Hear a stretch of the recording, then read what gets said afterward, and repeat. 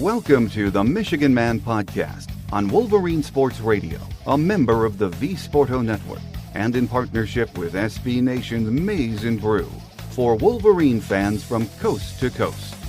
Go Blue and welcome to the show. I'm your host, Mike Fitzpatrick. We have a starting quarterback, and it's who most of you thought it would be.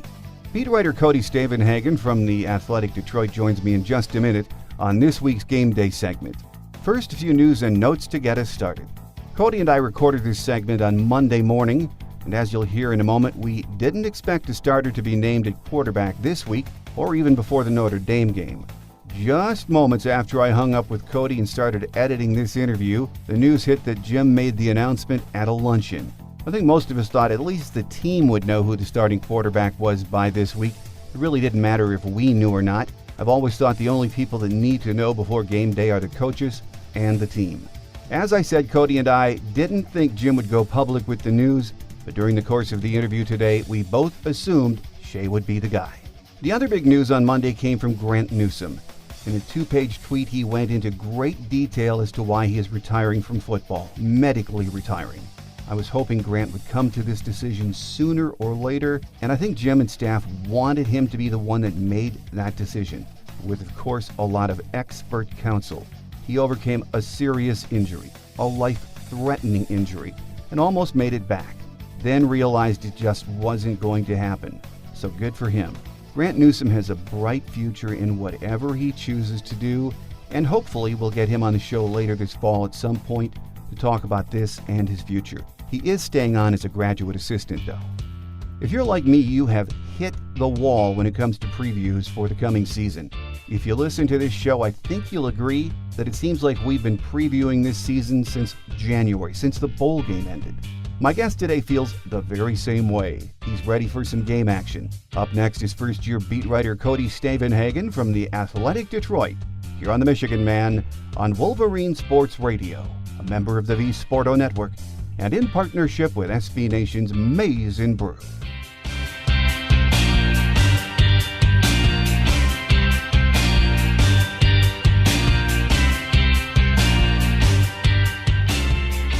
Back with us on our Game Day segment as we continue the previews. With the season just a little bit more than a week away is beat writer Cody Stavenhagen from The Athletic Detroit. Great to have you back with us, Cody. Yeah, absolutely, Mike. Thanks for having me. Week 3 of practice underway next week. It's game week, Notre Dame week. Do you expect there will be any news from camp this week, like who's starting at quarterback? I wouldn't count on it. Jim Harbaugh is not scheduled to speak to the media, so we will hear from a couple of assistants and we'll hear from some players. But seeing as the head coach is not on the media schedule, I would not expect any announcement. He will not talk again until next Monday. Even then, I think it's one of those things where, look, everyone around this team has a good sense that Shea Patterson is going to be the starting quarterback. I don't expect any sort of public announcement until he runs on the field there against Notre Dame. But at the same time, you never know. Well, last week you spoke to the U of M club in New York, wrote a great piece about it in The Athletic Detroit. That was along with Michigan alum Nicole Auerbach, who is the fine national writer for The Athletic. And they had some good questions for you, so let's hit on a few of those for our listeners that don't subscribe to The Athletic, and shame on them. If Shea Patterson is the starter, and as you said, we all think he's going to be, how will his scrambling tendencies translate to a more pro-style offense? Yeah, we had a great question from a very informed guy in the audience who actually kind of went on to elaborate and talk about how, if you watch the Ole Miss tape, it was like Shea Patterson was forced to use his legs and get out of the pocket to try to make a play just constantly. And the thought is, in a Harbaugh offense, something that should be a little more pro-style, that's not going to be the case. So is that going to be good for him? Is that going to be bad for him? I've compared it, made this comparison before, and I'll make it again. The Shea Patterson tape at Ole Miss reminds me so much of watching Baker Mayfield as a freshman at Texas Tech before he ever even went to Oklahoma. Guys who have some similar skill sets, but I think there's just kind of this dependency on the quarterback and those offenses weren't playing behind the best offensive lines, and more so just young quarterbacks who probably had a tendency to panic a little bit or hold on to the ball a little bit too long. So I think the biggest question is how will Shea Patterson develop, and how will this offense work to suit his strengths and hopefully put some makeup on whatever his weaknesses might be. I think that's up to the coaching staff just as much as it is Shea Patterson. You really have to hope that Jim Harbaugh and Pat Hamilton can coach him up, put him in a system where, hey, look, I don't think this is going to be a 100% traditional Jim Harbaugh, pro-style offense. We've heard a lot of rumblings about how Harbaugh has been more open-minded, how they're practicing some more spread-out stuff. We'll probably see some RPOs. So I think it'll be designed to allow Shea Patterson to move around, to roll out every now and then, to even run the football. But at the same time, if it's a more, just a simplified Michigan offense is something we've heard about too. Ideally, you want some simple route trees. You want the ball coming out of Shea's hand pretty quickly. You want some simple reads that can just take the pressure off the kids. So in a way, we'll see exactly what it looks like, but I think kind of this just a different offense, a different system could be exactly what Shea Patterson needs to really flourish. Really, and when you watch his tape at Ole Miss, I like their offense, but it reminds me of a quarterback just ad-libbing as the game goes on. And I guess lacks structure is how I would put it. Great way to put it. Even though you're going to change the offense or tweak it, as Jim Harbaugh has been saying, you're going to give Shea that opportunity to roll it out and throw, but it's still going to have to include that power run game. Yeah, no doubt. And look, I think we will absolutely see a blend of that, and you can't forget that the strength of this Michigan team with Karan Higdon and Chris Evans could very well be running the ball. And for all the talk about the offensive line, this is an offensive line that even last year was able to run block pretty well, and I would expect more of the same this year. So it'll be interesting how the coaching staff is able to kind of blend those two ideas. But I mean, I just think that's another thing that should be a tremendous help to Shea Patterson, is that he should have more of a run game to lean on than he did at Ole Miss, that he should be able to have some of the pressure taken off of him in that way.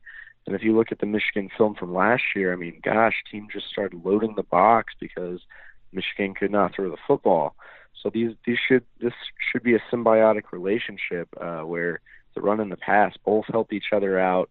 In an ideal world with Shea Patterson throwing the football, teams aren't going to be able to load the box. In an ideal world with Karan Higdon and Chris Evans running the football, teams aren't going to be able to drop 9 guys in coverage either. So I think these are just some of the encouraging things about Michigan this year. We will see how it goes. This is all still kind of August optimism we're talking about here, but I think there's a lot of reason to be encouraged that this offense should be greatly improved. Cody, you had a lot of really interesting questions last week at the U of M Club in New York. I just want to stick with some of those for right now, because one of the questions that I think about a lot is that offensive line, and I ask this question myself. How much of last year's problems were scheme and how much was talent? That is very tough to answer, isn't it? Yeah, it's like you almost don't know, right? Because I think there were undoubtedly issues with the offensive line's scheme where linemen felt like they were overwhelmed. They were having to make more pre-snap reads than you would in almost any system, probably even in the pros. So it's not just your center identifying the mic and maybe working on protection. It sounds like every player had reads and calls they had to make, and the playbook was just thick and dense, and that made it tough for these guys to just play football, right? That made it tough for these guys who were recruited to Michigan because they are really good to be themselves and just go block people. But at the same time, you have to think that those problems would not have persisted so badly. We wouldn't have these big question marks at the tackle spots right now if there was high-end talent. So it's one of those things where, look, I'm sure there are talented guys on the offensive line. I don't think any of them quite played to their potential last year. But at the same time, you just kind of scan the names. And Cesar Ruiz and Ben Bredesen, I think, could have very good years. But I don't think they're all-America caliber linemen. I don't know that there's really that high-end tier that you want. So I think it's totally reasonable to think that this line is going to be improved, but at the same time have a whole other ceiling it could one day reach with better recruiting. And I think you have a guy in Jalen Mayfield in there right now as a freshman who could one day be that top-tier talent you're talking about. And I think one of Ed Warner, the new offensive line coach, one of his biggest tasks is not just to revamp this line and its terminology and its playbook, but it's also to reel in some big recruits on this line. And we'll see how long Warner sticks around in an assistant role. But he also has a very good track record as a recruiter. And if he's able to get a couple of the right people in here, then maybe Michigan can elevate its line for years to come. So again, I would say it's mostly scheme, but I would also say you probably don't have that bulk of high-end talent that you might like.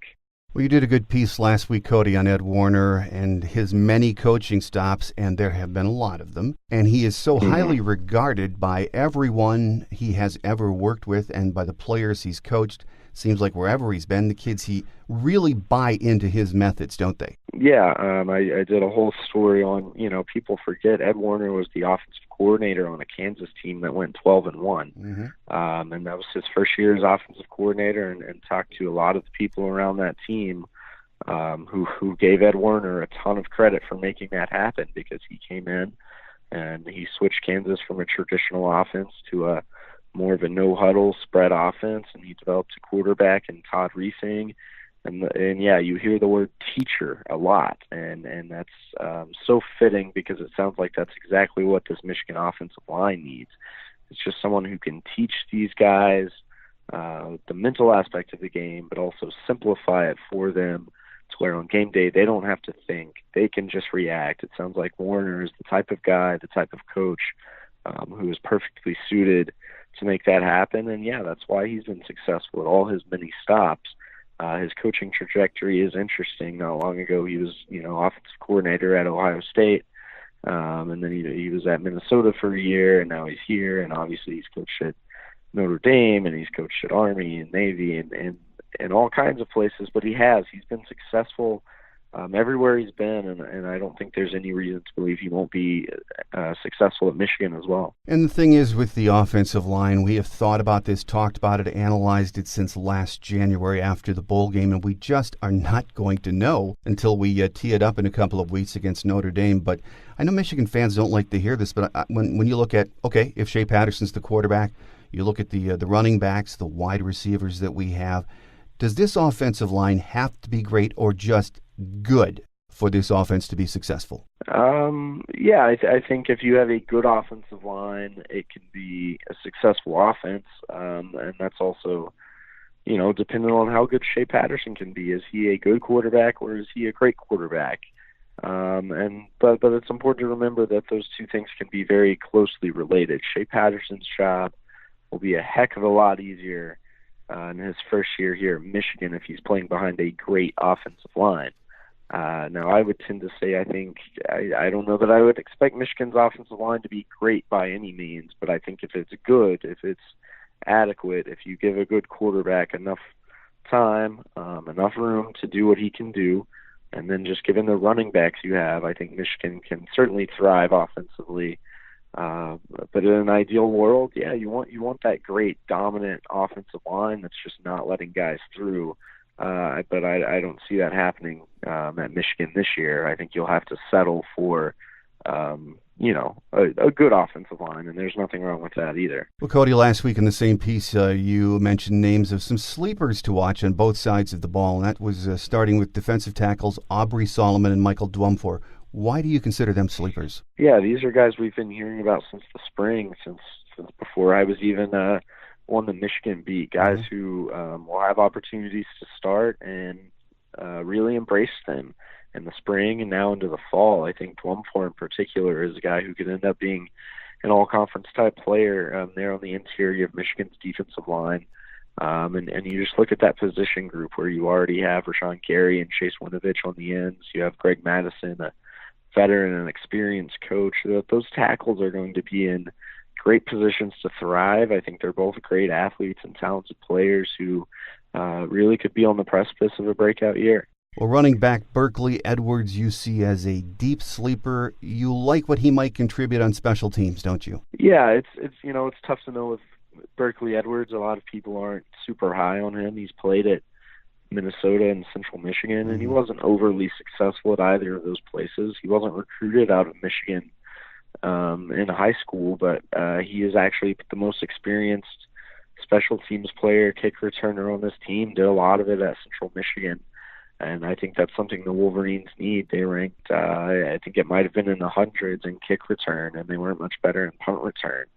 And Berkeley Edwards brings a little bit of shiftiness. He brings some experience and just knowing how to do it. So we'll see what happens. I don't think he's going to be a star by any means, as I mentioned in the story, but he's a guy, man, I just would not be surprised if he makes one or two big explosive plays this season, whether it's on special teams or maybe even out of the backfield. Well, defensive back Miles Sims is on your sleeper list. He's a freshman, but from what we hear, they like him a lot, Cody. Yeah, a guy who came in as an early enrollee and really worked hard in the spring. Don Brown's looking to get, another guy in this defensive back rotation, and talking to some of the other DBs, they've dished out a lot of praise to Miles Sims, and it sounds like he is the most advanced of this freshman group. Along with Jalen Mayfield, I really think those are the two freshmen who are probably best suited to maybe get some early playing time this year and show what they can do.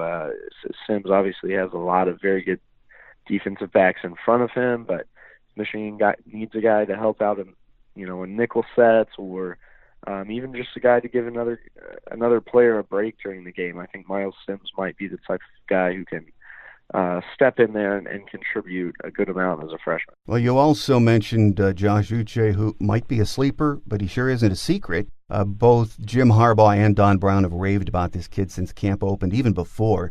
As you said, though, with Michigan's linebacking core, the question is going to be, how do you get him on the field? Yeah, Don Brown made an interesting comment talking with Uche after the Outback Bowl, where Uche essentially said, "Hey, I want to play more. Why am I not playing more?" And Don Brown said, "Well, you have to go earn it." And then Don Brown said, "He's earned it."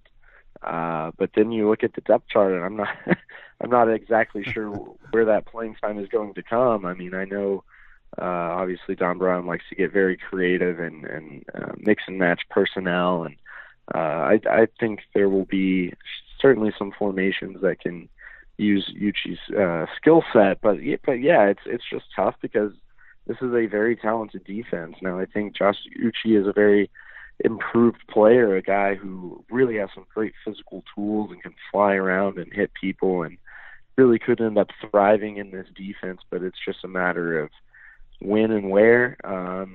That said, the beautiful thing about all this is football, and you never know when someone could get hurt or when you're going to need an extra body. So I think Michigan definitely has that here with its linebacking core. With us on our Game Day segment this week, as we continue our previews in advance of the Notre Dame opener, is beat writer Cody Stavenhagen from The Athletic Detroit. Cody, you and I both think we need a third receiver to step up behind Tariq Black and Donovan Peoples-Jones, who themselves have a lot to prove this year. But there are some good young athletes behind them that are going to get their chance, aren't there? Yeah, I think I've mentioned Oliver Martin and Nico Collins, and I think even since I wrote that, I've heard more and more about how impressive Nico Collins has looked on the practice field. So I think that's a young receiver who has a 6'4" frame, just a big body, who could really be exactly what Michigan needs, which maybe is a little bit more of a possession-type receiver who can also go make a play over the top or in the red zone. With Donovan Peoples-Jones and Tariq Black coming back, I think you can feel pretty good about them. You have Grant Perry, too, who obviously people know about, but has a chance, I think, a whole other level he could take his game to, a chance to be improved. So I think with those three, you're going to have three pretty solid targets. I think you need to develop a fourth guy beyond that, especially if you're going to maybe play in some 4 receiver sets with Shea Patterson as your quarterback. I don't know if that'll happen, but I wouldn't rule it out. And it's starting to sound more and more like Nico Collins could be that guy. And then Oliver Martin, I also wouldn't count out, a guy who was normally formerly the number one overall recruit in the state of Iowa, very highly touted, fast guy. It sounds like it took him a little bit last year to come in and grasp the playbook, grasp the offense, all that typical stuff you hear with freshmen. Now he's got that under his belt. It'll be interesting to see how he can develop it heading into another season. Well, another interesting question you were asked at the U of M Club in New York last week was, is there a game on the schedule other than the obvious ones like Michigan and Ohio State and Wisconsin and Penn State that could be a trap game? And I agree with you on this one. Northwestern could easily be that game, couldn't it? Yeah, I think, Northwestern just traditionally has given Michigan a hard time. And you look at that program, still has a lot of momentum under Pat Fitzgerald. And that was just kind of going off the schedule, saying, hey, if there's one of these games I'm really not sure about, it's got to be Northwestern, right? And then after that, I went back and did a little more research, and I think it's a matchup that I don't know that it favors Northwestern in terms of talent, but Northwestern has to like kind of what it sees on paper, because that's a team that has a very experienced front seven, a good defensive line, good linebackers, theoretically that could attack the weakness that may or may not be Michigan's offensive line. So, I could easily imagine a game where maybe Michigan starts out a little slow and Clayton Thorson leads Northwestern to an early touchdown, and then they start dialing up some blitzes, and maybe they hit Shea Patterson a time or two. Maybe he throws a pick. And that's a game where I would not want to trail early.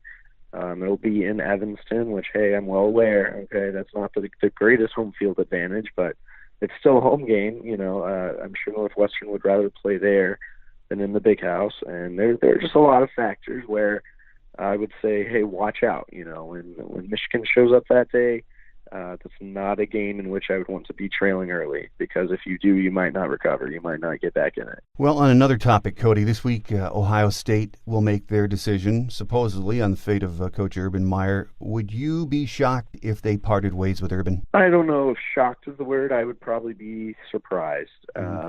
Something just tells me they're probably not going to totally cut ties with the guy. Maybe a 3 or 4 game suspension is something I could see where they can kind of convey it as, hey, you obviously messed up. We're going to punish you for this, but we're not going to fire you because you were Urban Meyer and you're a really good football coach. So obviously it's not an ideal situation for anyone. And I don't know. I would say I would be surprised if Ohio State came out and said we're really going to hold Urban Meyer and the entire football program accountable for what happened with Zach Smith.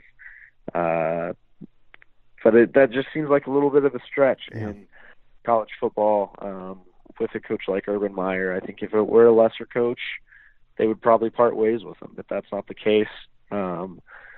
That's just kind of my take, though. That's not really informed at all, so we will see what happens. There are probably only a few people on earth who really know, and that's Ohio State's administration. And what about the situation in Maryland with Coach Durkin? You would think that has to have resolution in the next week, too. Yeah, I think that's one where Maryland's administration is just kind of waiting for all the right pieces to fall in place, in theory, so they could fire DJ Durkin with cause and save a lot of money through the terms of his contract, based on the reports that have come out. And obviously the depth of the player in summer workouts, it sounds like DJ Durkin's time at Maryland is probably running short. And that's leading to a lot of other questions about, his time at Michigan and his time at Stanford and his ties with Jim Harbaugh. So that's very interesting to keep an eye on. But yeah, there could easily be 2 teams in the Big Ten that start the season with interim head coaches. Well, for the beat writers, Cody, this has been a long 3 weeks, very limited access to staff and players. Was it that way at Oklahoma last year when you covered the Sooners? I think all these major college programs are very much the same in terms of the way they operate.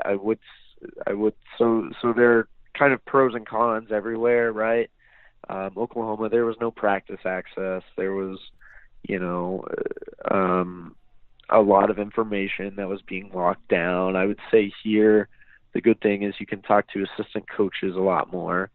I would say defensive players in particular are very good quotes and actually have been a little more insightful than players usually were at Oklahoma. But the head coach talked a lot more at OU. Whether he said anything of merit or not, maybe not. But the coach was out there and talked, I think, probably twice a week during fall camp, so you at least felt a little more in the loop. And I think the biggest thing is the way interviews are conducted so far at Michigan. It's been kind of one guy at a time, and there are 15 to 20 people around him, and it's like, okay, no one can really get much out of this. Mm-hmm. Where it's at OU, they would bring out, several players at a time, and media members could spread around and talk in smaller groups, maybe even one-on-one to, not so much to get information about what's going on in camp, but to maybe do a nice feature on a guy. That's been a lot harder to do so far at Michigan during camp, and obviously Harbaugh really has only talked once, and then anything involving the offense and the quarterback situation has been kind of clouded in this secrecy. So, to a degree, that's, hey, I get it. That's the way it goes. To another degree, we've heard more really after the DJ Durkin stuff came out. How much is this okay? How much is it okay for these programs to close off everything to the media and the public and kind of operate in this total secrecy where we're just told to take their word for everything that's going on and trust that nothing bad is happening behind closed doors. It makes you wonder. I don't think I'm ever someone who's going to cry and complain about access too much, but certainly, of course, I would like more of it. And yeah, it does make you wonder, why be so secret? Why hide what you're doing from the public? I feel like that could only encourage, I don't know that that's necessarily encouraging anything good. All that said, I'm very ready for game week and back to kind of a normal structure for some news to actually come out, and more than anything, to watch a football game. So I think that will be very good to get through these last couple of weeks and head to South Bend and watch some Michigan football. Well, amen to that. I think a lot of folks feel that way.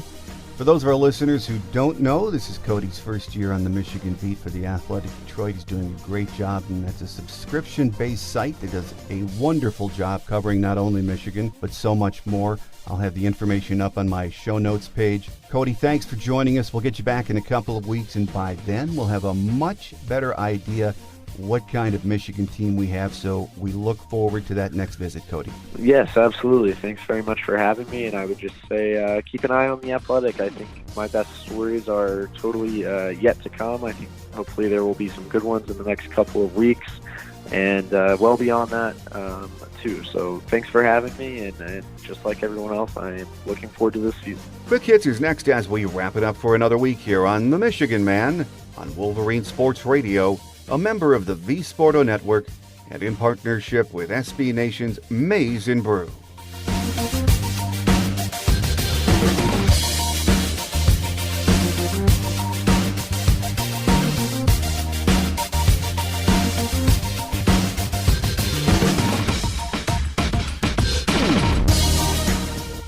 On Quick Hits today, once again, no injuries to report as of this morning. Maybe later this week we'll get an update. Michigan's 3-game exhibition series in Spain got off to a successful start behind 17 points from freshman forward Ignas Brazdeikis. The Wolverines took care of business and dispatched the Madrid Generals 82-72 in Madrid. Interim head coach Sadie Washington, who is filling in for John Beilein as he recovers from heart surgery, used a starting lineup of junior guard Xavier Simpson, sophomore guard Jordan Poole, redshirt junior wing Charles Matthews, sophomore forward Isaiah Livers, and junior center John Teskey. The Wolverines have 2 games left in Barcelona later this week as they wrap up a week in Spain. The season is coming up fast, as you all know. Make sure you have our free show app so you can join us for the latest news on your Wolverines each week. During the season, our Michigan Game Day segment will feature one of our beat writers, broadcasters, or former players. Then on Thursday, we'll hear from someone that covers the opposition. We call it the Visitors Edition of the show. Our free show app is available from the iTunes and Google Play Store, and you can also hear each show on Spotify, Stitcher, iHeart, TuneIn, and Wolverine Sports Radio. Later this week, we'll have this month's Michigan Man Extra for you. Our scheduled guest is National College football writer from The Athletic, Nicole Arbach, who also happens to be a Michigan alum, so I hope you'll join us for that. I'll give you a heads up on Twitter and Facebook. It will either be Friday or Saturday. By that time, I'll have a better idea who will be joining us on next week's show, too, as we begin our previews of that big game down in South Bend. So hang in there, gang. It's almost here. That will do it for another show. I'm your host, Mike Fitzpatrick. Until we meet again next week, take care, and as always, go Blue. Thanks for joining us today on The Michigan Man, here on Wolverine Sports Radio, a member of the V Sporto Network, and in partnership with SB Nation's Maize and Brew. Our listener lines are open 24/7 for your calls at 313-263-4842. That's 313-263-4842. Or email us at themichiganmanpodcast@yahoo.com. That's themichiganmanpodcast@yahoo.com. The Michigan Man Podcast is produced at the studios of Robin Lynn Productions, Allen Park, Michigan, and is not affiliated with the University of Michigan. Go Blue!